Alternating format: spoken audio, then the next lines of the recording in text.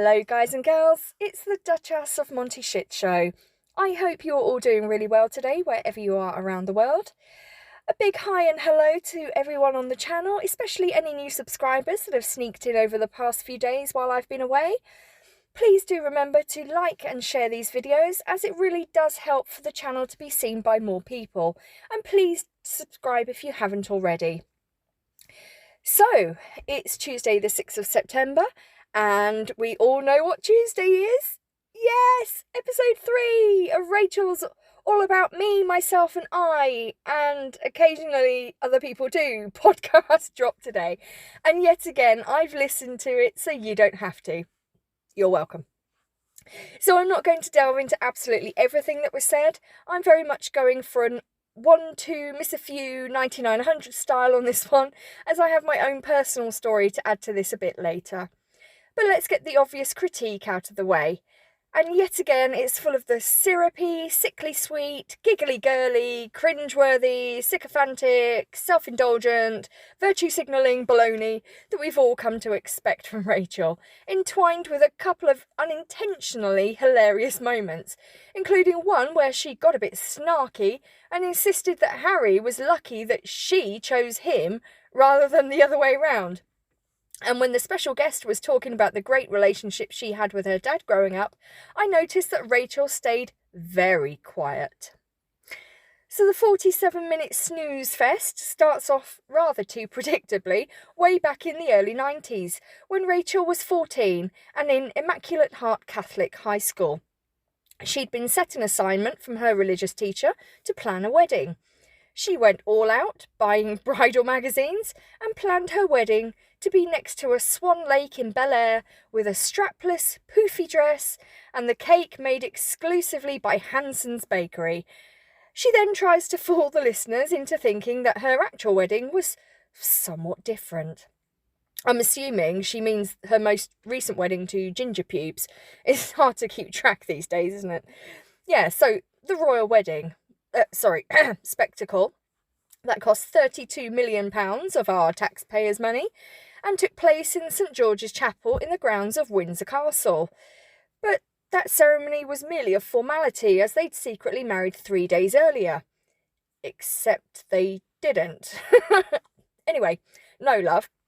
The reality of your wedding was that it was a vastly overpriced farce where you were glared at by the highly respected Queen of the United Kingdom and Commonwealth, and then even a fly landed on your face at one point. That brave, intuitive little fellow who clearly recognised that you were a huge turd long before many of us ever did. So, if you don't already know, or care, each podcast episode explores a different word that's apparently used as a label to hold women back. This week, the word is Singleton. Oh Lord, it's like an episode of Sesame Street, isn't it? Today's episode has been brought to you by the letters S-I-N-G-L-E-T-O and N. So this week's guest was American actress and writer Mindy Kaling. No, me neither. She discusses the word singleton and the social stigma that is sometimes attached to that. They discuss the terms old maid and spinster. Then Rebecca Traister chirps in. She's a writer for New York Magazine, I believe. She's drafted in to provide a brief but surprisingly fascinating account of the word spinster and its origins. Be careful if you listen to this though, guys, because Rebecca lulls you into a slight false sense of security. When listening to her, you begin to think that just for a fleeting moment, this podcast maybe has the potential to be slightly better than dull, and then, boom, it's cut off and you hear, "I'm Megan. Welcome to Archetypes," coming through loud and clear. As if we could bloody well forget. Now, as soon as Mindy opened her mouth, the mutual arse-kissing began. Rachel did provide me with a real laugh-out-loud moment, though, when she gushed over and praised Mindy. She said, and I quote, "Mindy Kaling's honesty is what makes her and her work so powerful." I genuinely laughed to the point at which Diet Cola was starting to come out of my nose. Honesty is something which Miss Markle would know absolutely nothing about.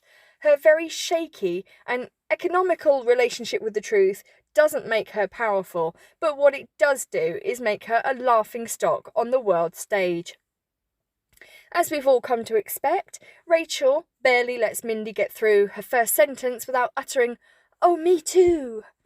I really don't know why they bother having any of these guests on, because it's all about Markle at the end of the day. At one point in the podcast, she asked Mindy what her favourite book was. As soon as the answer had left Mindy's lips, Rachel was straight in there with, "Oh wow, me too! I read that when I was alone so much as a child." Please. She then launched into an anecdote of how she used to read and collect Archie comic books.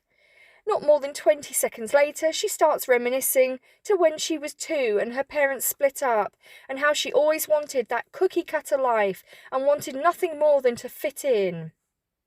Yeah, that's pretty rich for a woman who has used almost everyone in her life, be they friends, family, or partners, to socially climb and elevate herself. And she also married a mentally unhinged Prince of the United Kingdom and likes to invade her own privacy at every chance she gets. She couldn't have deliberately conducted her life more unconventionally if she tried. They go on to discuss women who are single and seek/settle for relationships purely because they have no sense of self-worth and are afraid of being judged by friends, family, society, just simply for being single. Mindy then launches into a thankfully hardly interrupted monologue about growing up in India as a dark-skinned, overweight girl who watched on helplessly as all of her friends had their first kisses, fell in love, lost their virginities, and she never even came close. And it was the same throughout her time at college. She felt she was always a spectator rather than a participant, and she was more or less obsessed with the idea of watching her friends and watching their relationships develop. Now I'm going to get serious here for some real talk. I know I'm usually known as the fun, sarcastic DuchAss, but I do have another side to me as well. Now I'm not going soft on you, don't worry, but I actually identified with this podcast way more than I thought I ever would. Like Mindy, I was bullied at school. I was one of the fattest girls in my school year. I was a nerd. I played instruments and sang in choirs. I attended church and sang in the church choir. I definitely wasn't cool. I wasn't into makeup. My parents were blind. We had 2 trained guide dogs in the house. I had a very visible and painful autoimmune skin disease, so I was called Scabby. Everything basically the bullies could have got me on, they did. And as a result, I had 0 self-worth and definitely had little in the way of friends. Boyfriends? No chance. I was the girl that other girls were desperate to avoid, and boys too. Did I actually care and give boys a second thought? No, not actually that much. I was more wrapped up in Take That and Boyzone. And if you're not British, they're English boy bands from the 90s. Think New Kids on the Block. I was 17 and at college before I got my first boyfriend, but even then it was something I felt I should do because it was expected and not actually for the important reason of wanting love or companionship. And at least it stopped family and friends asking when it was going to happen, like it was their business anyway. So I settled and he settled, and after 3 years of settling, we took our settled tushes separate ways, wishing each other well, but with a much clearer idea of what we did and did not want from the next person. A few years later, I got into another relationship. Sadly, this one was an incredibly abusive one on so many levels, which went on for 3 years. And then I went on to meet my now ex-husband. He's South African, and ultimately, he found my Britishness too hard to handle. In his community, the women are expected to keep quiet, not have any opinions, or at least none that don't match his, and do everything they can to look after their men. And by that I mean doing all the chores, all the cooking, all the cleaning, all the childcare, and taking care of their men in the bedroom according to their needs and wants. And you know what, guys? I'm sorry to admit this, but I actually did it. I love my ex-husband that much that I was willing to completely lower and devalue myself and my expectations just to satisfy him. But what I actually ended up doing was almost destroying myself in the process. My confidence and self-esteem, to look back now, hit rock bottom, and for a while I was no good to anyone, not him, not me, or to our children. And so he left. Instead of doing everything in his power to pull his wife, me, through the dark web I'd become entangled in, partly through him, I have to say, his answer was to pack his things and leave, slamming the door behind him without so much as a thank you or goodbye. That was over 9 years ago now, and whilst it left me devastated at the time, and it took a good few years to heal and to pick myself up and start all over again, I'm proud to say that I'm stronger now than I ever was before. I have a nice home, the children are growing up and doing well at school, and my eldest son spent his first day today at college. Do I take the credit for that? Absolutely.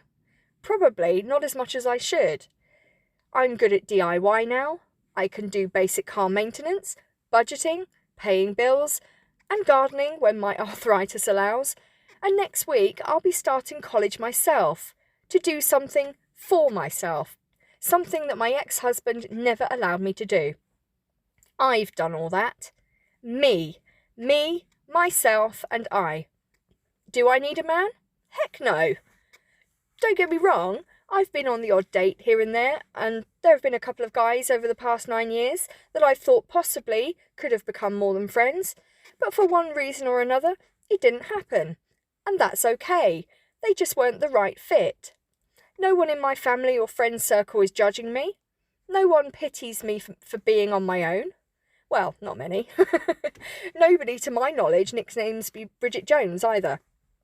In actual fact, in my son's school a few years ago, a few of the mums didn't talk to me for quite a while, and when I quietly asked one of them why, she confessed that I was seen as a bit of a threat on the school run, that I somehow might try and take their husbands away from them.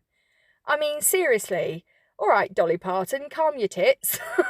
This Jolene ain't wanting to take your man. You're welcome to him. He probably farts and snores in bed anyway. You know, did their perception of me change things? No. Did I lower myself to appease them? Also no. I still turned up on the school run, dressed nicely and wearing makeup, and eventually those mums came around and started talking to me once they realised I wasn't going to try and muscle in and ruin their marriage. And you know what? Half of them were boring old cows anyway. Is the single life lonely? Yes, it can be at times. It'd be stupid of me to pretend otherwise. But a man is not essential to my life plans. With the greatest of respect to the men on this channel, a man, to me, is like a big bar of chocolate. Nice to have around, but you will survive without one. A relationship initially was something I chased simply to prove to others and myself that I wasn't completely socially inadequate. Now a relationship is something that will come to me, I'm sure, when the time and the person is right, and I won't settle for anything less. I'd hardly say that being perceived as a singleton, if I ever am perceived that way, is holding me back.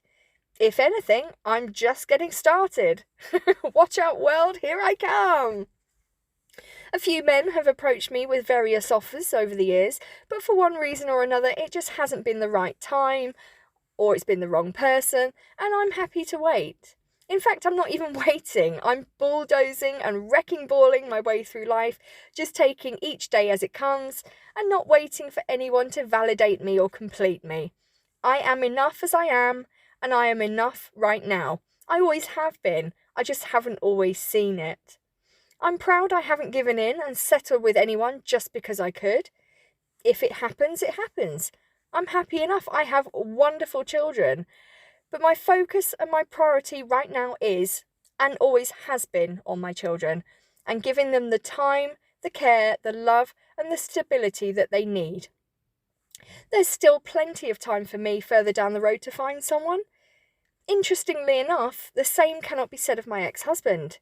Since he's been gone, there's been a succession of women coming and going in his life. He's finally settling down and getting remarried on the 1st of October to a lady who, like him, is South African. Interesting, because all of his previous girlfriends, who were English, couldn't put up with his nonsense. But this one seems willing to lower and devalue herself for him, just as I did. I wish them both luck for the future, but I fear it's her that will need the luck more than him. I won't be losing any sleep on it, that's for sure. So I hope you guys didn't mind me sharing my little backstory there. I did feel it was relevant to today's podcast, and whilst I can absolutely relate to being a singleton, in air quotes, I can definitely say it's never held me back. Now, where did I put my vibrator? Guys, I'm joking, I don't have one. So that's all I have for you. Well, for this video anyway. I do have 2 more videos in the pipeline, one being my thoughts on Ragland and Ginger Pubes getting heckled by the amazing St. Janet of Manchester, and the other video just might include a very special someone that you've all been asking about recently. I also have some exciting news to share with you, so look out for those videos coming in the next few days. Until then, my friends, take care and bye for now. Bye!